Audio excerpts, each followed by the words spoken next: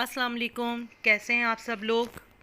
आज आप सब की रिक्वेस्ट पे जो है वो केराटिन रिबॉन्डिंग की मैंने बहुत डिटेल में वीडियो बनाई है और ये आपको मैं इसका आफ्टर रिज़ल्ट दिखा रही हूँ कि यही रिज़ल्ट इसका जो है वो लाइफ टाइम रहता है। लेकिन इस वीडियो को आपने एंड तक देखना है और गौर से देखना है, बहुत लंबी नहीं है। लेकिन आपको इसको अगर आप तरतीब वाइज देखते रहेंगे तो आपको इसको करने का जो है वो सही मेथड पता चलता जाएगा। तो आइए वीडियो को शुरू करते हैं। सबसे पहले आप देखें कि ये हमारी एक रियल क्लाइंट है जिसके ऊपर हमने आज ये काम किया है और ये इसके बिफ़ोर के हमने आपको बाल दिखाए। बालों का टेक्सचर बहुत ज़्यादा हल्का था और वेव बहुत ज़्यादा था और बाल जो है बहुत ज़्यादा रूखे और डैमेज किस्म के थे। लेकिन जो ये बाल हैं वो वर्जन है। इस पे किसी किस्म का इन्होंने डाई, मेहंदी या किसी किस्म का कोई भी केमिकल वर्क नहीं किया। स्टार्ट करते हैं हम लोग अपनी रिबॉन्डिंग को। जो ब्रांड हमने यूज़ करना है वो है ब्रीमोड और ब्रीमोड की केराटिन रिबॉन्डिंग का रिज़ल्ट वाकई बहुत ज़बरदस्त है।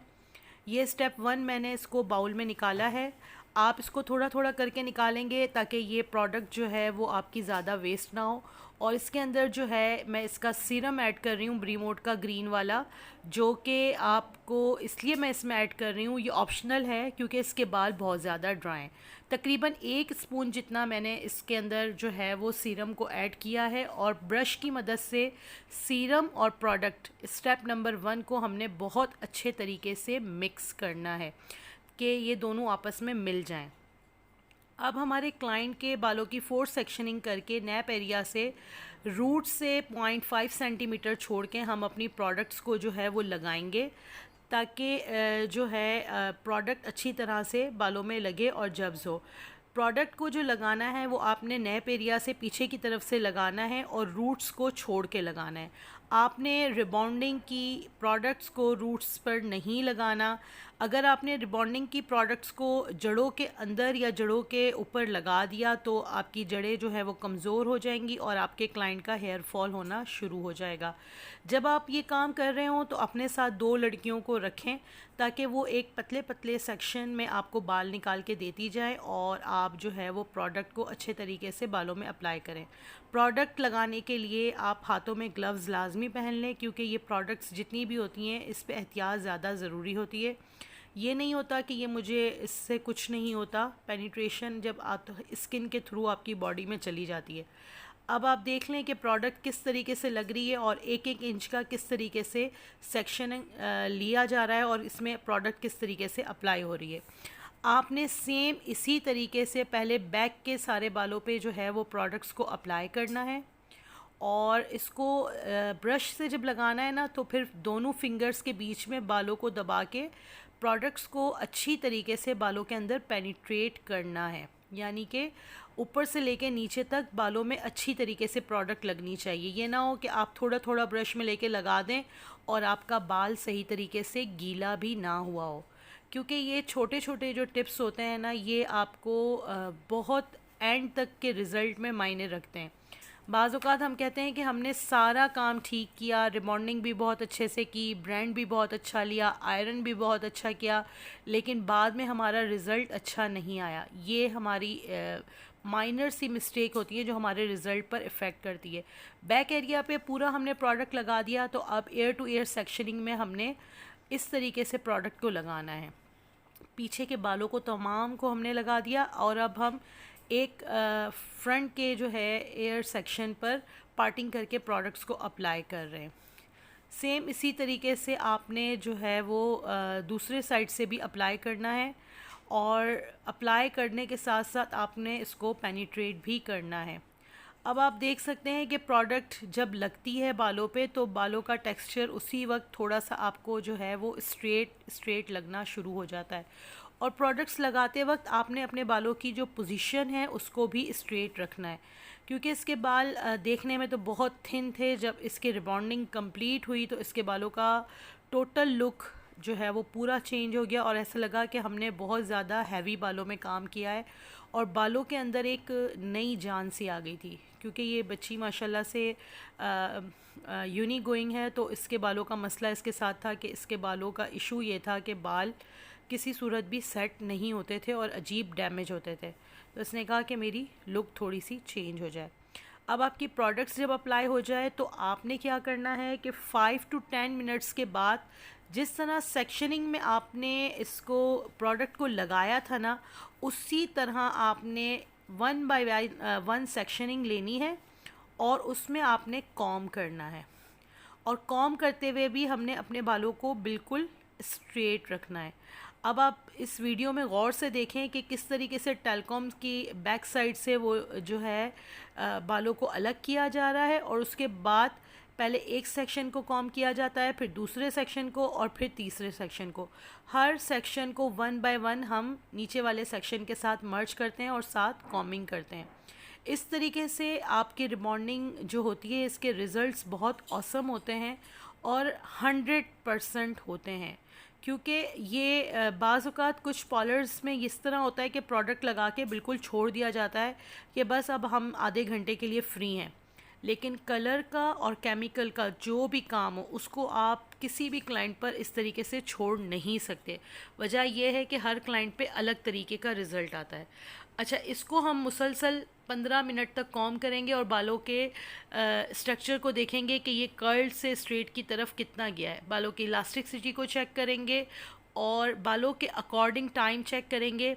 वैसे इन बालों पर हमें तकरीबन 20 से 25 मिनट लगे थे फर्स्ट स्टेप को देने में। अब 20 से 25 मिनट के बाद हम अपने बालों को कराएंगे वॉश। जब हम फर्स्ट क्रीम का वॉश करवाते हैं तो उसमें क्या होता है कि हमने बहुत अच्छी तरीके से ये क्रीम बालों से निकालनी होती है, क्योंकि जो फ़र्स्ट क्रीम रिबॉन्डिंग की होती है इसके अंदर थोड़ी सी चिकनाहट भी होती है, इसका टेक्सचर बहुत क्रीमी होता है और ये बालों के अंदर हमने इतनी अच्छी तरह पेनिट्रेट की होती है कि इसको जितना हमने अंदर डाला है उतना ही हमने इसको वॉश करते हुए निकालना है। तो आप इसको पूरा टाइम दे के पूरा वॉश करें। इसके बाद आपने ब्रीमोट का जो है वो हेयर मास्क और जो हमने फर्स्ट स्टेप में क्या कहते हैं सीरम डाला था वो भी, और इसका एक ऑक्सीजन सेल जो है वो हमारे पास ट्रीटमेंट में हम लोग जो है ये यूज़ करते हैं। ये ट्रीटमेंट प्रोटीन ट्रीटमेंट कहलाता है ब्रीमोट का, और ये वही ग्रीन सीरम है जो हमने अपनी फर्स्ट स्टेप में ऐड किया था। 1 spoon serum, 1 spoon oxygen cell और 1 स्पून ब्रीमोट का ग्रीन वाला मास्क, इन तीनों को अच्छी तरह से मिक्स करके आप एक मिक्सचर बना लेंगे प्रोटीन का। और यूनिट पे ही गीले बालों में, मतलब आपने पानी अच्छी तरह बालों में से निचोड़ लेना है और पूरे बालों पर ये मास्क अप्लाई करना है रूट्स को छोड़ के।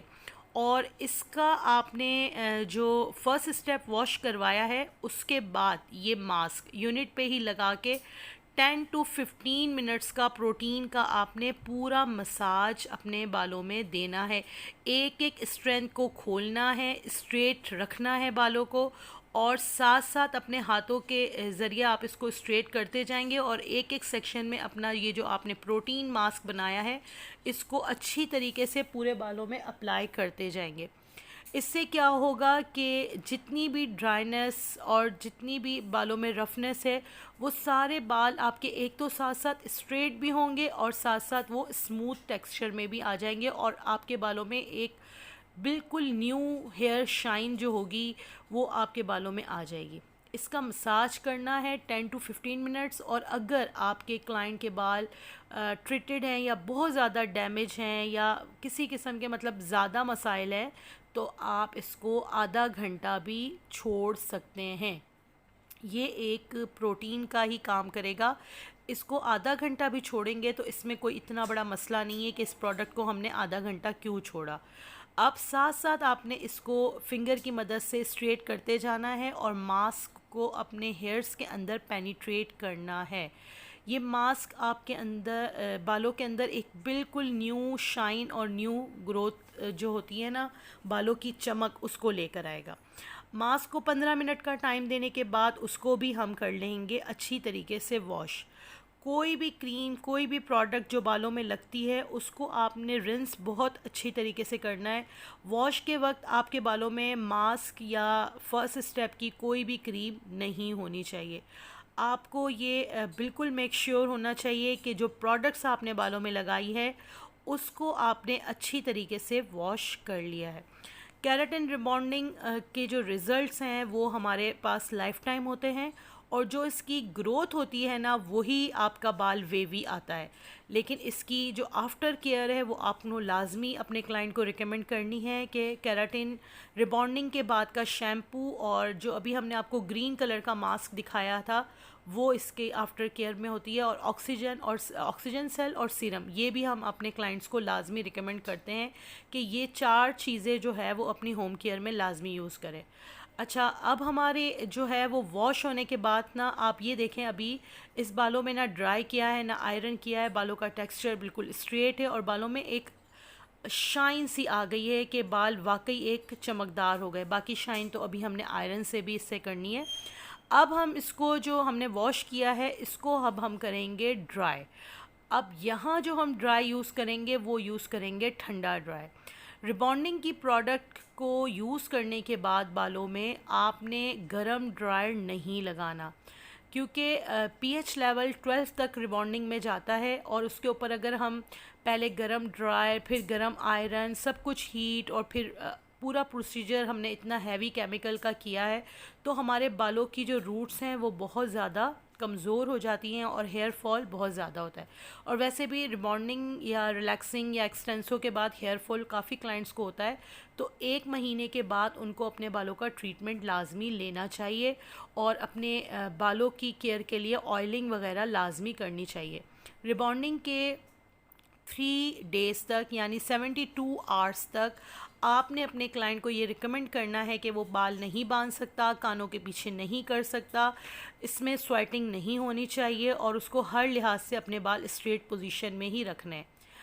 ड्राई करने के बाद हमारा स्टेप आ जाता है आयरन। आयरन हमारे बालों का मेन स्टेप है रिबॉन्डिंग में, जो 50% वर्क प्रोडक्ट करती है तो 50% वर्क आयरन करता है। एक एक स्ट्रेंथ को, पतली पतली स्ट्रेंथ को आप देख लें कि कितनी पतली स्ट्रेंथ हम ले रहे हैं और उसमें हमने तकरीबन 8 से 10 दफ़ा आयरन घुमाना है। आयरन जो इस वक्त मैं यूज़ कर रही हूँ वो भी ब्रीमोट का ही है और ये ब्रीमोट का जो रिबॉन्डिंग का आयरन है उसका रिज़ल्ट भी बहुत ज़बरदस्त है। अच्छा, आपने बालों को आयरन इतना करना है कि आप जब आयरन कर रहे हो 6, 7, 8 दफ़ा जब बालों पे आप घुमाएं तो आपको एक ग्लास शाइन निकलती हुई नज़र आए बालों के अंदर से। जैसे ही आप आयरन कर रहे होंगे ना, जब आप 6ठी 7वीं दफ़ा पे पहुँचेंगे तो आपको ऑटोमेटिकली आपके बालों में ना एक चमक, जो ग्लास मिरर की जो चमक होती है ना, वो नज़र आएगी। जब तक वो चमक बालों से नहीं निकलनी तब तक आपने उसको आयरन करते रहना है। ये 8 से 10 दफ़ा भी हो सकता है और 10 से 15 दफ़ा भी हो सकता है। अब हमारे तकरीबन तमाम बालों में जो है वो आयरन चल रहा है और रिबॉन्डिंग का फ़र्स्ट आयरन जो है वो आपके 2 से 2.5 घंटे आराम से पी जाता है। आप ये नहीं कह सकते कि मैं 2 से 2.5 घंटे में पूरी रिबॉन्डिंग कर ली। इस क्लाइंट को हमने 12:30 बजे शुरू किया था तो ये 5:30 से 6 बजे फारिग हुई थी।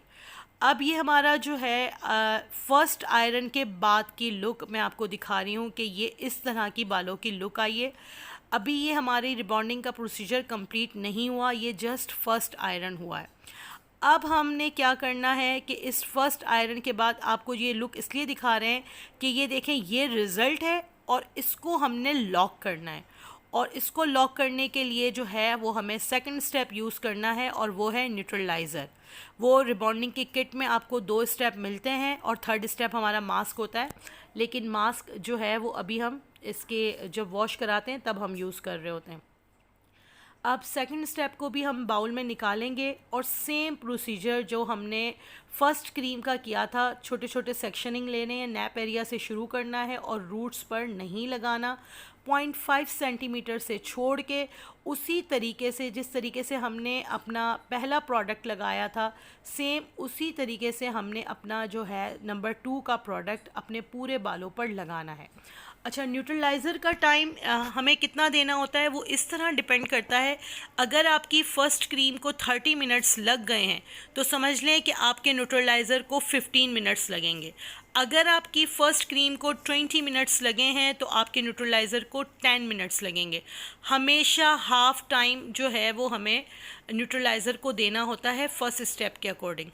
अब आपने अपने पूरे बालों के अंदर जो है इसी तरीके से न्यूट्रलाइज़र को अप्लाई करना है। अब ये डिपेंड करता है आपके क्लाइंट्स पर और आपके उनके वेव पर कि उनकी प्रोडक्ट अगर पहली वाली 15 मिनट के उनके बाल स्ट्रेट कर देती है तो आपने उसको 7-8 मिनट न्यूट्रलाइज़र अप्लाई करना है। अब न्यूट्रलाइज़र का टाइम आपने अपने अकॉर्डिंग टू स्ट्रेटनिंग क्रीम के दे दिया। उसके बाद हम इसको भी करेंगे वॉश। और जब अगर अभी तो बहुत ज़्यादा गर्मियां हैं तो हम नॉर्मल पानी से ही वॉश करा रहे थे। अगर थोड़ा सा वेदर ऐसा हो, ठंडा हो, तो हमेशा आपको नीम गर्म पानी से रिबॉन्डिंग का वॉश करवाना चाहिए। उससे बालों के अंदर का जो मॉइस्ट होता है वो ख़त्म नहीं होता, बाल ड्राई नहीं होते। अब इसमें भी आप वॉश के तरीक़ों के देखें कि उस नीचे से लेके ऊपर तक वो अच्छे तरीके से जो है वो बालों को वॉश कर रही है ताकि कोई भी प्रोडक्ट बालों के अंदर ना रह जाए। और हर जो भी हम रिबॉन्डिंग के वक्त बालों की जो पोजीशन रखते हैं वो स्ट्रेट ही रखनी होती है। उसको हमने किसी किस्म का बल नहीं देना होता या घुमाना फिराना नहीं होता। अब इसको हम बहुत अच्छी तरीके से जब वॉश कर लेंगे तो सेम मेथड जो हमने फर्स्ट स्टेप में प्रोटीन का किया था वही हमने इसको दोबारा देना है। रिबॉन्डिंग की किट में नंबर 3 का मास्क होता है, वो हमारा शायद ख़त्म था तो हम ये वाला मास्क, क्योंकि दोनों मास्क का रिज़ल्ट, दोनों ब्रीमोड के हैं और दोनों का रिज़ल्ट बहुत ज़बरदस्त है, तो इसमें कोई ये नहीं है कि वो नहीं है तो हम क्या करें। तो आप ब्रीमोड का ये ग्रीन वाला जो बॉक्स वाला मास्क है बड़ा वाला, वो आप यूज़ कर सकते हैं। सेम उसने वो प्रोटीन जो लगाया था वही प्रोटीन उसने दोबारा सेकंड टाइम में भी लगाया और उसको वही 5 से 10 मिनट तक उसने पेनिट्रेशन करनी है बालों में और उसके बाद इसको भी कर देना है वॉश। देखें इस तमाम प्रोसीजर में ना जब हम कर रहे होते हैं लाइव तो बहुत ज़्यादा टाइम लगता है, लेकिन ये वीडियो में आपको समझाने के लिए मैंने शॉर्ट क्लिप्स बना लिए थे क्योंकि बहुत ज़्यादा रिक्वेस्ट थी कि मैम रिबॉन्डिंग, क्योंकि लेक्चर तो मैं ग्रुप में बहुत डिटेल में आप लोगों को दे चुकी हूँ, लेकिन आप लोगों को वीडियो के साथ थोड़ा अच्छा समझ में आ गया होगा। मैं उम्मीद करती हूँ कि समझ में आ रहा होगा। इसको देखें, इतनी डिटेल में आप देख रहे हैं जिस तरीके से एक सैलून में ही काम होता है और जिस तरीके से हम अपने सैलून में करते हैं, और ये रियल जो है क्लाइंट है उसके ऊपर हमने ये आज जो है इत्तेफाकन क्लाइंट आ गई तो मैंने कहा चलें छोटे छोटे क्लिप बना के आप लोगों के लिए मैं वीडियो को कर ही लेती हूँ और समझा दूँगी कि किस तरीके से हमने सारा काम किया। अब ये देखें सेकंड स्टेप में न्यूट्रलाइज़र को वॉश किया, फिर मास्क लगाया, वही वाला जो प्रोटीन का हमने फर्स्ट स्टेप में बनाया था, और उसको भी अच्छे तरीके से हमने कर लेना है वॉश। उसके बाद हमने अपने क्लाइंट के बालों को करना है ड्राई। अब हम जब सेकंड ड्राई कर रहे होंगे ना तब आप बालों की लुक को देखिएगा कि इसमें ना आयरन हुआ है, क्योंकि हमने फ़र्स्ट आयरन किया था और उसके रिज़ल्ट को हमने कर लिया था न्यूट्रलाइज़र से लॉक। अब इसके बालों का जितना वेव था वो निकल चुका है, हालांकि अभी हमने आयरन नहीं किया है, लेकिन इसके बावजूद इसके बाल जो है टोटल स्ट्रेट हैं, शाइनी है। अभी ड्राई होंगे तो आप इसकी लुक देखिएगा, लेकिन फिनिशिंग लुक के लिए क्लाइंट के जो आखिरी जाने का जो टाइम होता है ना रिबॉन्डिंग को फिनिश करने के लिए, इसमें हम एक हल्का सा आयरन देते हैं और 3 दिन बाद ये देखें, ये अभी सिर्फ ड्राई चल रहा है, इसमें कोई आयरन नहीं हुआ। बालों की चमक आप देखें, बालों की स्ट्रेट देखें, ये सिर्फ बाल हमने आयरन से ब्लो ड्राई से सिर्फ सुखा रहे हैं। अब इसको एक फिनिशिंग लुक के लिए हम हल्का हल्का आयरन लगाएंगे। जिस तरीके से हमने पहली दफ़ा मेहनत से आयरन किया था ना, उस तरीके से आयरन नहीं करेंगे। अब हम इसको बस एक लाइट स्मूथिंग आयरन देंगे कि बस अब जल्दी वाला एक फिनिशिंग लुक चाहिए कि अगर कहीं से कोई थोड़े बाल गीले हैं या कहीं से कोई मुड़ शुड़ गए हैं तो वो स्ट्रेट हो जाए। और 3 दिन तक आपके क्लाइंट ने रिबॉन्डिंग के बाद 72 घंटे तक अपने बालों की केयर करनी है, और ये है हमारा आफ्टर रिज़ल्ट बिल्कुल फ़ाइनल। और ये ऐसा ही रहता है क्योंकि बहुत सारे मेरे क्लाइंट्स हैं जो बहुत ज़्यादा खुश हैं रिबॉन्डिंग से और कभी कोई कंप्लेन नहीं आई। और मैं इतनी डिटेल से आप लोगों को इसलिए समझाती हूँ कि आप मेरी वीडियोस को लाजमी शेयर किया करें और लाइक किया करें और मेरे चैनल को लाजमी सब्सक्राइब करें। आपको इससे बहुत कुछ सीखने के लिए मिलेगा। Thank you so much video को पूरा देखने के लिए। अल्लाह हाफिज़।